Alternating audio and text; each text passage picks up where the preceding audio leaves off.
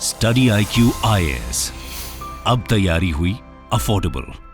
Stock exchange shares, इस पे क्या करने जाते हैं हम लोग? आप और हम या कोई भी इन्वेस्टर यदि स्टॉक एक्सचेंज पे जाए तो हम क्यों जाते हैं? भाई सिंपल सी बात है, पैसा कमाने के लिए, रिटर्न कमाने के लिए।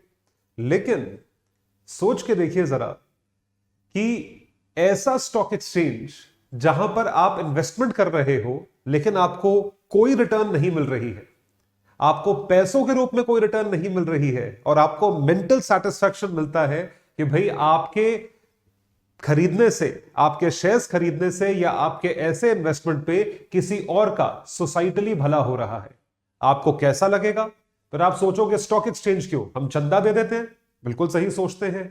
इन सारे सवालों का जवाब जानेंगे आज के इस वीडियो में। Ladies and gentleman, boys and girls, मैं हूं आपका दोस्त, host, educator, mentor Sanghi sir और मैं आप सभी का स्वागत करता हूं स्टडी IQ IAS पर। हम डिस्कस करने जा रहे हैं सोशल स्टॉक एक्सचेंज SSE, जो कि एक्सचेंज के अंतर्गत यानी कि स्टॉक एक्सचेंज के अंतर्गत बनाया गया है। तो ये चीज क्या करती है, कैसे करती है, डिस्कस करेंगे। लेकिन उसके पहले आप लोगों के लिए होली के इस पावन अवसर पर एक बहुत बड़ा सरप्राइज, और ये सरप्राइज ये है कि स्टडी IQ IAS आप तक लेकर आ रहा है सुपर डिस्काउंटेड कोर्सेस। डिस्काउंट इतना जो कि आपने पहले ना कभी सुना होगा, ना आप एक्सपीरियंस कर पाओगे। एप्लीकेबल है सिर्फ कल यानी कि 8 मार्च तक। तो कोशिश करें कि आप इसको सब्सक्राइब करें अगर आप 2024 के IAS एस्पिरेंट्स हैं। 2023 के SIP एस्पिरेंट्स या एस्पिरेंट्स जो है वो क्रैश कोर्स लेना चाहते हो, वो हेविली डिस्काउंटेड है सिर्फ 5,500 रुपए के कोर्सेज पे। और 2024 के जो एस्पिरेंट्स हैं, आप लोगों के लिए भी कोर्सेज सुपर डिस्काउंटेड है। 30,000 रुपए का कोर्स जो है वो 19,000 का नहीं, सिर्फ और सिर्फ 17,500 रुपए का अवेलेबल है। It's only available for 17,500 rupees. Optional courses are available for 10,000 rupees. Hindi माध्यम के कोर्सेज भी डिस्काउंट पर हैं और NCERT के कोर्सेज भी डिस्काउंट पे हैं। सारे के सारे डिस्काउंट्स मिलेंगे। कोड एक ही यूज करना है और वो है Sanghi live. Sanghi live code पे आपको मैक्सिमम डिस्काउंट प्राप्त होगा। बात कर रहा हूं मैं होली की सेल की, जो आज और कल रात 12 बजे तक ही एप्लीकेबल है। तो this is for 2023, 2024 and 2025 attempt aspirants. Subscribe करें आज ही और जुड़े मेरे साथ मेरे टेलीग्राम हैंडल पर आयुष सांघी IAS अकेडमी, जिस पर आपको ये सारी PDFs जो है ये प्राप्त होंगी। तो आइए देखें सुर्खियों में क्या बना हुआ है। What is it that we are talking about? तो पिछले साल जब सत्र हुआ था, सेशन हुआ था पार्लियामेंट का, मॉनसून सेशन हुआ था और उसके पहले भी कई इनिशिएटिव्स दिए गए थे। 2019 से इस बारे में चर्चा हो रही है कि स्टॉक एक्सचेंज जो हमारा अभी एग्जिस्टिंग स्टॉक एक्सचेंज है, जो कि सेबी के रेगुलेशन में आता है, उसी के अंदर एक सेपरेट डिवीजन, एक सेपरेट एंटिटी क्रिएट करी जाए जिसका नाम होगा सोशल स्टॉक एक्सचेंज, यानी कि सामाजिक स्टॉक एक्सचेंज। भाई क्या भला है सामाजिक stock exchange? What is a social stock exchange? जी हां, आप सही सोच रहे हैं, क्योंकि सोशल वर्ड आया है, ऑब्जेक्टिव इज सोशल, तो कुछ सोसाइटी से रिलेटेड तो है, लेकिन ये काम कैसे करेगा? How will it work? तो the national stock exchange NSE received the final approval from the market regulator SEBI. SEBI द्वारा अप्रूव किया गया एक सेपरेट स्टॉक एक्सचेंज NSE के अंतर्गत बनेगा, जिसका नाम है सोशल स्टॉक एक्सचेंज। जैसा मैंने आपको बताया, 2019 से चर्चा चल रही है।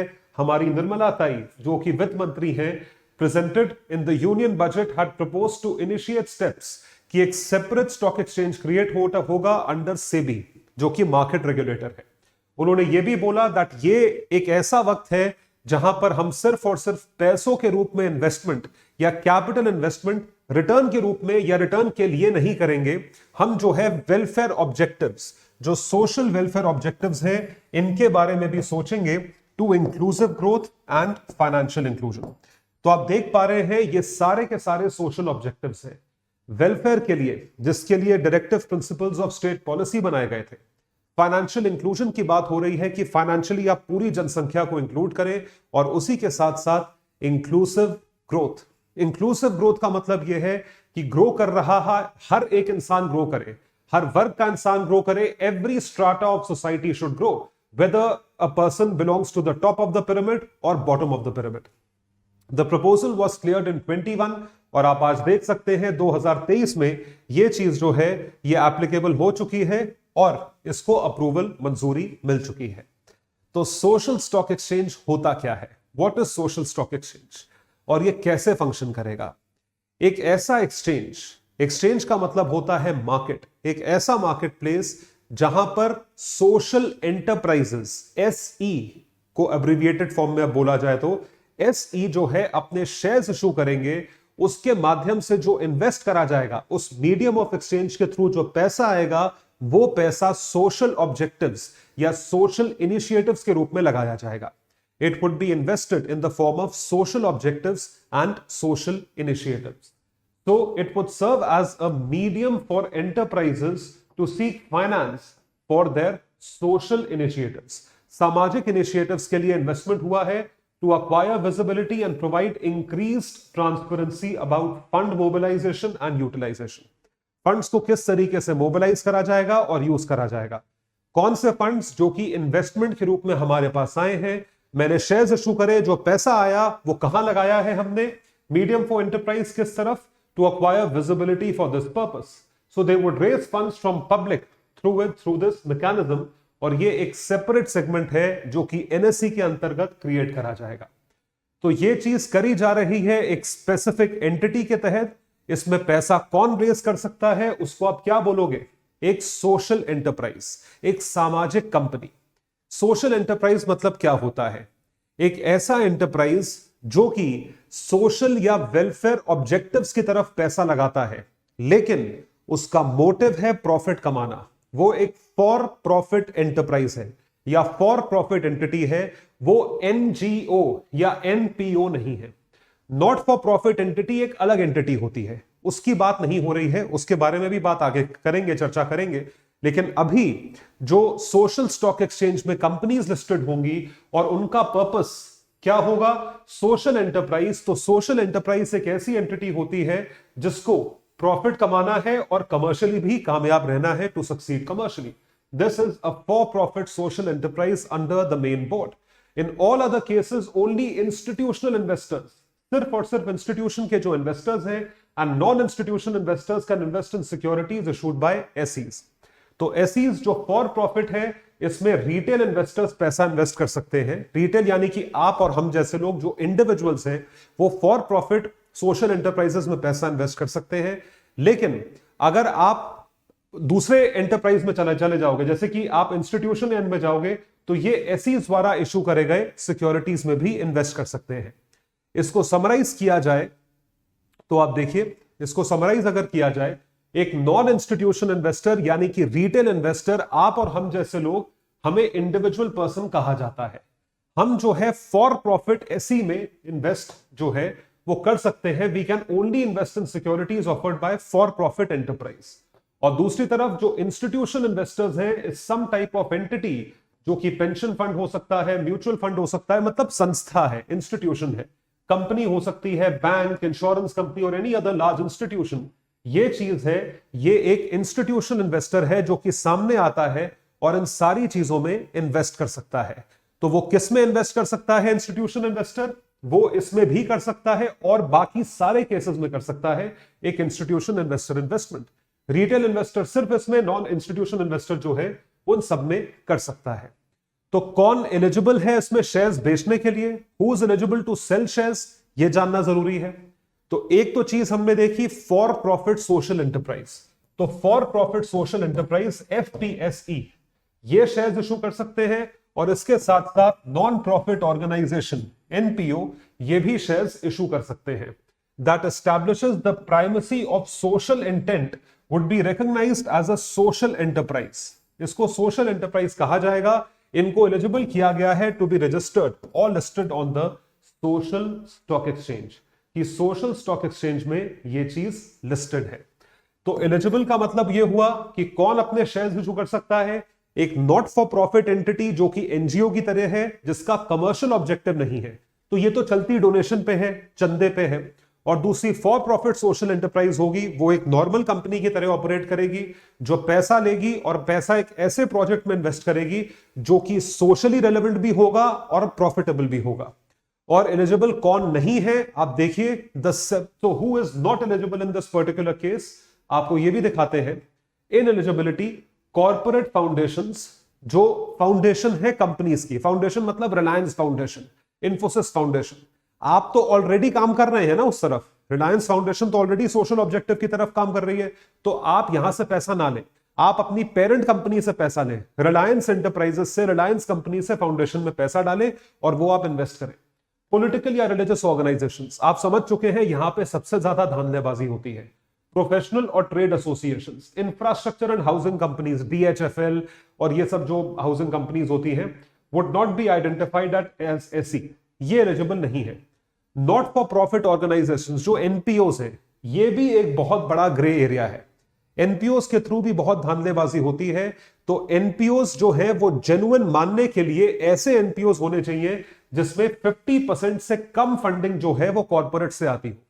कोई ऐसा नॉट फॉर प्रॉफिट ऑर्गेनाइजेशन जिसमें आधे से ज्यादा पैसा कोई बड़ा कॉर्पोरेट हाउस या बिजनेस लगा रहा है, वो इनएलिजिबल होगा। That person would be ineligible, ये अपने शेयर्स इशू नहीं कर पाएगा। This person would not be able to issue his और her shares via the stock market. तो एलिजिबिलिटी में issue of capital and disclosure requirements regulations entail that enterprise must be serving. अब देखिए, अब social objective का मतलब क्या है। हम सोशल एंटरप्राइज कह रहे हैं, कमर्शियल वायबिलिटी कह रहे हैं, लेकिन तुम काम क्या कर रहे हो? What is the work that you are doing? आप काम जो कर रहे हैं वो सोशल इनिशिएटिव कहलाएगा। सोशल इनिशिएटिव्स क्या है? अभी हाल ही में बिल गेट्स भारत में थे, किस चीज की तरफ फोकस है? पॉपुलेशन कंट्रोल की तरफ फोकस है, इरेडिकेशन ऑफ डिजीजेस की तरफ फोकस है, क्लीन वाटर, ड्रिंकिंग वाटर, जो पीने का पानी है वो साफ होना चाहिए, उसकी तरफ फोकस है। सो इरेडिकेट हंगर, पॉवर्टी, मैल न्यूट्रिशन, इनइक्वालिटी, इसको इरेडिकेट करें। कुपोषण से जितने लोग त्रस्त हैं उसको इरेडिकेट करें। पॉवर्टी, गरीबी को मिटाएं और भुखमरी को मिटाएं। Promoting education, employability, equality, empowerment of women and the third gender, transgender communities. तो अगर आप इन टोटालिटी इन सब लोगों को देखें तो 2/3 जनसंख्या तो इन्हीं में कवर हो जाती है। 67% of their activities must be directed towards attaining the stated objective। तो जितना पैसा आपने लिया है उसमें से आप जो भी पैसा लगा रहे हैं, 2/3 पैसा जो है वो जाना चाहिए इन ऑब्जेक्टिव्स की तरफ। बाकी सारा पैसा जो है वो आप एक कॉर्पोरेट मोटिव की तरफ लगा सकते हैं, that you can invest through a corporate motive. तो ये है सोशल स्टॉक एक्सचेंज और सोशल इनिशिएटिव्स जो इन गाइडलाइंस के तहत हमारे सामने एप्लीकेबल हुआ है। अब इसकी वर्किंग कैसे होगी? How would it work? Let's have a look. How would it work? How NPOs would raise money? Not for profit organisations किस तरीके से पैसा रेज करेंगे? एक नॉट फॉर प्रॉफिट ऑर्गेनाइजेशन है, लेट्स से XYZ, ये अपने आप को सोशल स्टॉक एक्सचेंज पे लिस्ट करवाता है। It gets itself listed on the social stock exchange. जब सोशल स्टॉक एक्सचेंज की बात करी जाती है तो इन्होंने अपने इंस्ट्रूमेंट्स को इस एक्सचेंज पर लिस्ट करवाया।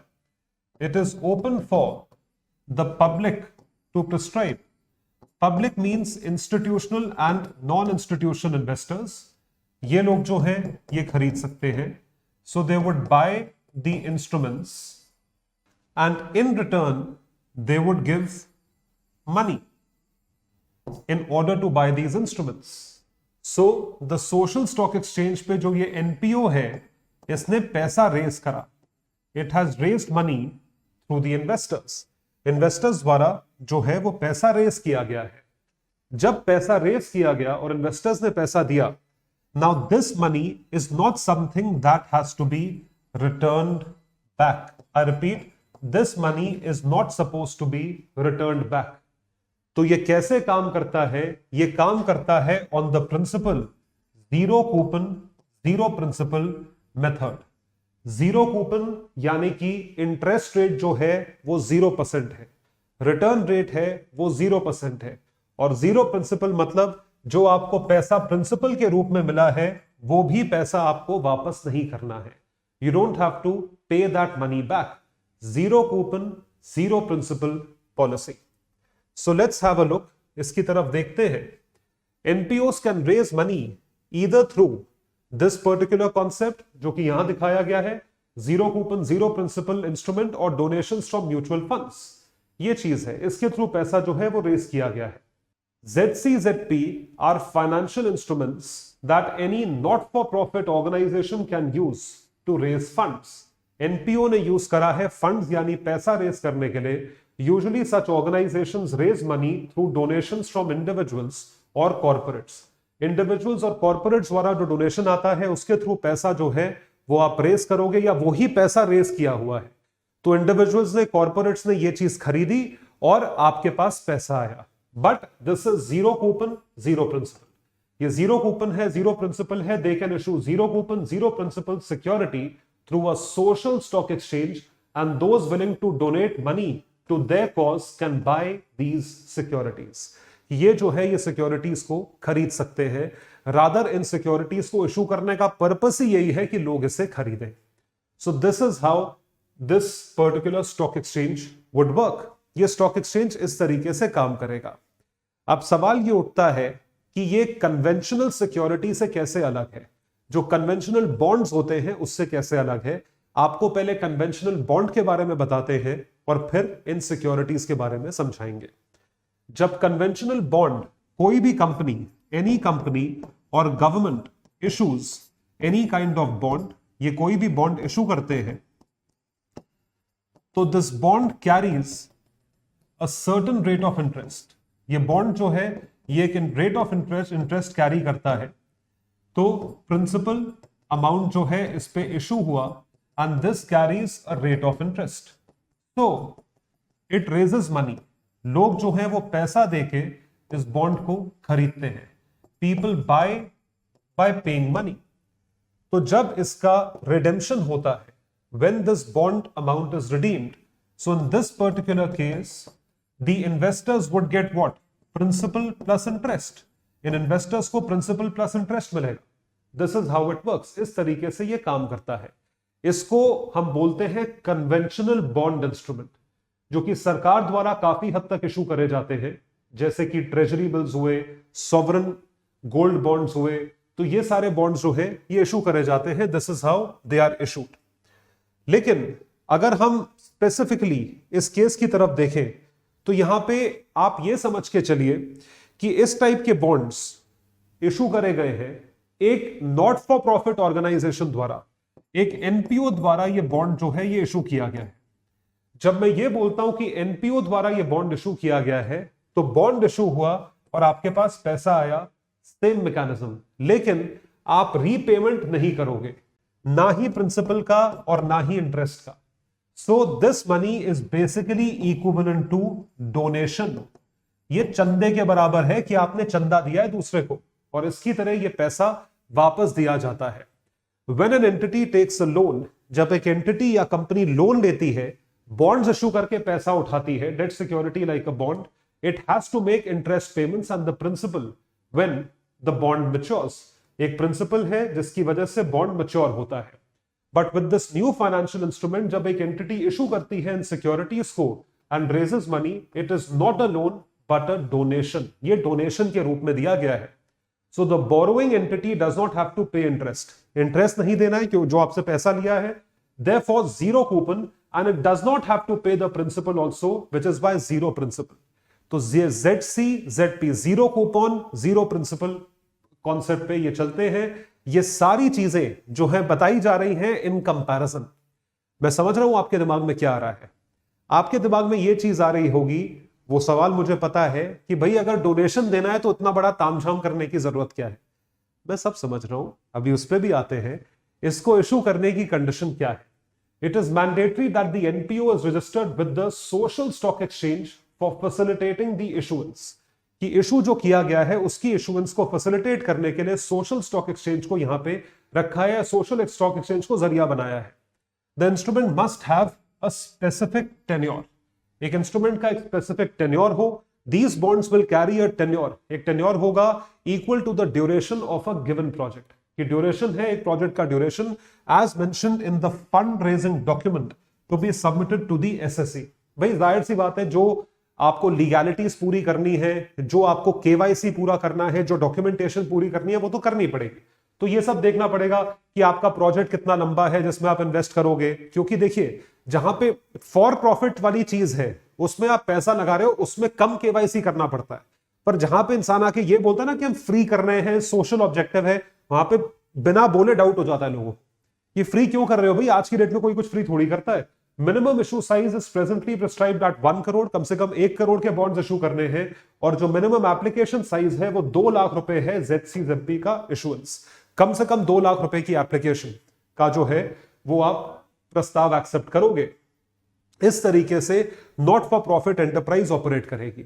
तो फॉर प्रॉफिट कैसे करेगी? फॉर प्रॉफिट की operation enterprise need not register with social stock exchange before it raises funds through SSC, यानी कि सोशल स्टॉक एक्सचेंज। तो इसको रजिस्टर करने की जरूरत नहीं है उससे पहले, जब तक ये पैसा रेज ना करे SSC से। However it must comply with all provisions of ICDR, जो उसके 17 क्लॉजेस या प्रिंसिपल मैंने पहले बताए थे कि आपके social initiatives, health, education, poverty से रिलेटेड है या नहीं है, उन सब से आपको अडहेयर करना है। It can raise money through issue of equity shares, equity shares के थ्रू जो है पैसा रेज करना है आपको, क्योंकि आप इश्यूज करोगे shares on main board, SME platform और innovators growth platform of the stock exchange. अलग अलग प्लेटफॉर्म स्टॉक एक्सचेंज के हैं। और issuing equity shares to an alternative investment fund, एक ऑल्टरनेटिव इन्वेस्टमेंट फंड है, उसके थ्रू भी आपने शेयर्स इशू करे, basically including social impact fund और इशू ऑफ डेट इंस्ट्रूमेंट्स। ये इतने सारे माध्यम हैं पैसा रेज करने के, लेकिन सब कुछ स्टॉक एक्सचेंज के अंतर्गत आता है, जो कि पैसा रेज करने के लिए यूज करा जाता है। और इसके लिए आपको देखिए डिस्क्लोजर्स एक बहुत बेसिक चीज है जो हर जगह करनी पड़ती है। डिस्क्लोजर इन्वेस्टर को भी करनी पड़ती है, जैसे हमें भी करनी पड़ेगी, आपको भी करनी पड़ेगी, सबको करनी पड़ेगी। तो SEBI's regulation state that SE should submit an annual impact report, एक एनुअल बेसिस पे इंपैक्ट रिपोर्ट है in a prescribed format. Report must be audited by social audit firm and has to be submitted within 90 days from the end of the financial year. 90 दिन के and तक ये जो है submit किया जाए with the end of the financial year और by the end of the financial year. ये तो खैर एक रिक्वायरमेंट कमर्शियल की तो है ही, इसकी भी है। और इसका ऑडिट होना ज्यादा जरूरी है कि तुमने पैसा लगाया कहां, where did you invest the money, या पैसा लेके आपने रख लिया। तो listed NPOs on a quarterly basis, 3 महीने के बेसिस पे जो एनपीओज लिस्टेड है उनको 3 महीने में करना है, जो फॉर प्रॉफिट लिस्टेड है साल खत्म होने के 3 महीने में करना है। Specifically required to furnish details about the money they have raised category wise, how they have been utilized and the unutilized balance amount. किस तरीके से आपने पैसा यूज किया है, ये बहुत जरूरी है। आप पैसा किस पर्पस के लिए यूज कर रहे हो और आपने वो पैसा कहां लगाया। डोनेशन, चंदे का पैसा जो है, क्या वो सही जगह लग रहा है, उसके पीछे कहां राउट हो रहा है, ये आपने देखा होगा। इस पर बहुत सारी डॉक्यूमेंट्रीज हैं, बहुत सारे एनपीओज या एनजीओज फर्जी निकलते हैं। 20,000 से ऊपर एनजीओज के लाइसेंसेस हिंदुस्तान में 2014 के बाद से लेकर अब तक कैंसिल हो चुके हैं, फर्जी एनजीओज थे। The latter needs to be furbished until the proceeds are fully utilized और purpose has been achieved। तुम्हें गरीबी हटानी है, गरीबी हटी, ठीक है।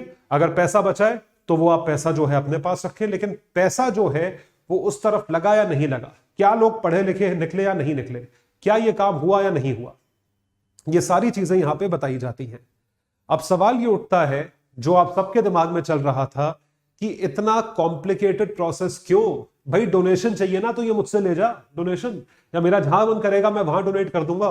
उसके लिए तुम एक एंटिटी को स्टॉक एक्सचेंज पर रजिस्टर करवाओ, उसके द्वारा एक इंस्ट्रूमेंट को इशू करो और प्रिंसिपल लो, फिर उसको बोलो वो 0 कूपन 0 प्रिंसिपल कॉन्सेप्ट पे चलता है, कुछ पे बैक नहीं करना है। इतना कॉम्प्लिकेटेड प्रोसेस क्यों है? Why is there such a complicated process? Let's have a look, इसको देखते हैं। इसको आसान लगता है to head for the nearest social enterprise, एक बगल में एनजीओ है या स्कूल है या गवर्नमेंट की कोई चीज है, for admiration for an write a cheque and make an online transfer, ये कर दीजिए। You can collect the receipt and submit it for tax reduction, क्योंकि इसमें टैक्स का रिडक्शन भी मिलता है। Except this new tool gives more insight into how your donation will be used. यहां पे फर्क यह है कि आपका डोनेशन किस चीज में यूज करा जा रहा है, आपको यह चीज इनसाइट मिलती है, दिखता है। एक नया तरीका है डोनेशन का, there have been concerns about lack of transparency. ये चीज हो सकती है। मैंने एक इंस्ट्रूमेंट खरीदा स्टॉक एक्सचेंज से, सोशल स्टॉक एक्सचेंज से, और मैंने कुछ पैसे दिए, और ऑब्वियसली मुझे पता है मैंने डोनेशन दिया है, वो डोनेशन सही जगह यूज हो रहा है नहीं हो रहा है, ट्रांसपेरेंट प्रोसेस कहां है, are used by these not for profit और for profit social enterprise. So organisation listed on the exchange will need to do regular audits. जैसे बताया गया है, हर 3 महीने में एक एनपीओ को ऑडिट करना है और एफपीओ को साल खत्म होने के 3 महीने के अंदर अंदर ऑडिटेड रिपोर्ट को सबमिट करना है, and these will be disclosed to all stakeholders. ये डिस्क्लोज करा जाएगा सारे स्टेक होल्डर्स को। It is done for profit entities on regular stock exchange. यदि कोई संस्था इशू करती है these instruments and has few takers, it can be a red flag for other donors. तो फिर उसका प्रोजेक्ट नहीं चलेगा। अगर आपका कोई सोशल इनिशिएटिव है जिसमें आप कुछ फंक्शन करना चाहते हो, पैसा देना चाहते हो, और उनके कम इंस्ट्रूमेंट्स बिके, कम शेयर्स बिके या कम डेट इंस्ट्रूमेंट्स बिके, तो और कोई भी नहीं लेगा, नोबडी विल सी इट। सो इस लेवल की ट्रांसपेरेंसी की बात हो रही है। क्या आपको पता है दूसरों ने कितने शेयर्स लिए? The interested may then want to dig deeper before signing that cheque. और ऑटोमेटिकली जब आप खोदोगे, जब आप रिसर्च करोगे, तो आपको बहुत चीजें पता चलेंगी। सोशल इनिशिएटिव तो एक डिफरेंट तरीका है। Let's see how it functions. देखिए, हमेशा चीजों पे ओपन माइंड से ऑपरेट करना चाहिए। तो हम क्या कंक्लूड कर सकते हैं कि सोशल इंपैक्ट कितना हुआ है, इस चीज को नापना या मेजर करना एक बहुत ही मुश्किल प्रोसेस है। आप बोलो हम एजुकेशन बढ़ा रहे हैं, अब कितने बच्चे पढ़े लिखे निकले, आप कैसे पता करोगे? It is very very difficult. Right to education का क्या इंपैक्ट हुआ आज तक, ये आप कैसे पता करेंगे? पहले आप किसी बच्चे को फेल नहीं करते। अगर बच्चा फेल हो जाता है तो वो ड्रॉप आउट कर जाता है। फेल करो तो प्रॉब्लम, ना फेल करो तो प्रॉब्लम। तो सोशल इंपैक्ट जज करना एक बहुत ही मुश्किल टास्क है। विमेन एम्पावर हो गई, कैसे पता विमेन एम्पावर हो गई? हमने तो सोशल इंपैक्ट क्रिएट करा है। हमने ट्रांसजेंडर की एक्सेप्टेबिलिटी लेकर आए, कैसे एक्सेप्टेबिलिटी लेकर आए? आज भी ट्रांसजेंडर्स जो हैं वो ट्रैफिक सिग्नल्स पे भीख मांगते हुए दिखते हैं। तो जो मैं आपको पॉइंट समझा रहा हूं वो आपको शायद समझ में आ रहा होगा कि सोशल इंपैक्ट को मेजर करना एक बहुत ही मुश्किल प्रोसेस है। These things will take time to materialize, and hence the security buyer or donor does not like what the social audit reveals. There is no clarity on what the redressal mechanism would be. अगर मैं satisfied नहीं हूं कि तुमने मेरा donation चंदा लिया या मैंने तुम्हारे इंस्ट्रूमेंट में इन्वेस्ट करा, तुम्हारी कंपनी में इन्वेस्ट करा और तुमने क्या सोशल इंपैक्ट लाया, ये मैं इससे सेटिस्फाइड नहीं हूं, तो मैं कहां जाके कंप्लेंट करूं? मैं सोशल मीडिया पे लिख दूंगा कि ये तो फ्रॉड कंपनी है, इसने कुछ नहीं करा जो बोला था, तो फिर वो गई कंपनी। तो इसका ग्रीवेंस रिड्रेसल मैकेनिज्म क्या है? But the bigger change may lie in its taxation benefit, though the rules are yet to be defined. Taxation benefit तो सरकार डेफिनेटली देगी, क्योंकि taxation benefit की लालच में बहुत लोग डोनेट कर देंगे। तो पूरे के पूरे टॉपिक को समराइज करेंगे 1 मिनट के भीतर। उससे पहले होली पे आपके लिए अनाउंसमेंट कि सारे बैचेस बहुत सस्ते हो चुके हैं। They have become extremely cheap only till tomorrow evening. सिर्फ और सिर्फ कल रात तक, यानी कि 8 मार्च की रात को 12 बजे तक आपको ये हेवी डिस्काउंट्स मिल रहे हैं। 2023 के एसआईपी एस्पिरेंट्स, 2024 के फाउंडेशन एस्पिरेंट्स और 2025 के एस्पिरेंट्स ऑप्शनल के कोर्सेज में, एनसीईआरटी के कोर्स पे, सब पे हेवी डिस्काउंट है। और खासकर 2024 वालों के लिए आप देखें, ये कोर्स सिर्फ और सिर्फ 17,500 रुपए का अवेलेबल है, जो कि वैसे 30,500 का था, डिस्काउंटेड प्राइस के बाद 19,000 का था, और सुपर डिस्काउंटेड प्राइसेस के बाद सिर्फ और सिर्फ 17,500 का है। ये सारे कोर्सेज अवेलेबल हैं। कोड एक ही यूज करना है और वो है Sanghi live. Sanghi live code use करें और ये 2024 के बैच को सब्सक्राइब करें, जो शुरू होने वाला है 9 मार्च 2023, यानी कि परसों। तो आप इसको जरूर सब्सक्राइब करें अगर आप इसके एस्पिरेंट हैं तो। आइए समराइज करें पूरे टॉपिक को। What does this state? बात हो रही है एसएसई, सोशल सिक्योरिटी एक्सचेंज की, जो कि नेशनल सिक्योरिटी एक्सचेंज के अंतर्गत एक सेपरेट डिवीजन के तहत बनाया जाएगा। इसको सेबी द्वारा अप्रूव कर दिया गया है। ये क्या करेगा? ये सोशल इनिशिएटिव्स को हेल्प करेगा जो कि सोशल एंटरप्राइजेस द्वारा लिए जाएंगे। Social enterprise raise funds from the public through its mechanism. इसमें अपने आप को फॉर प्रॉफिट एंटरप्राइज और नॉट फॉर प्रॉफिट एंटरप्राइज दोनों लिस्ट कर सकते हैं। Both can be listed. They can raise money through issuance of bonds issue करेंगे, और उन बॉन्ड्स को एक तरीके से जो पैसा आएगा उसको डोनेशन के रूप में देखा जाएगा। उस पे ना तो इंटरेस्ट पे वापस पे करना पड़ेगा और ना ही principal which is why they are termed as zero coupon, zero principal bonds. ZP bonds एक नया इंस्ट्रूमेंट इंट्रोड्यूस किया गया है. तो यहां पे आपको सारे KYC रिक्वायरमेंट्स और डिस्क्लोजर्स करने पड़ेंगे, जैसे कि कितना पैसा आप रेज करना चाहते हैं, वो पैसा कहां यूज होगा, अनयूज्ड पैसों का क्या हो रहा है, और ऑडिट कितना इफेक्टिव है.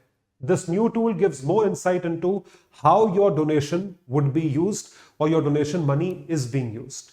So this was the entire topic. इस heavily insightful topic का PDF आपको मिलेगा मेरे Telegram हैंडल पर आयुष सांघीज IAS Academy, और आप बाकी सोशल मीडिया हैंडल्स पर भी मुझसे जुड़ सकते हैं. We share a lot of insightful content over there. Bye everyone. Take care. A very happy Holi to your family and you. Bye. Study IQ IAS. अब तैयारी हुई अफोर्डेबल.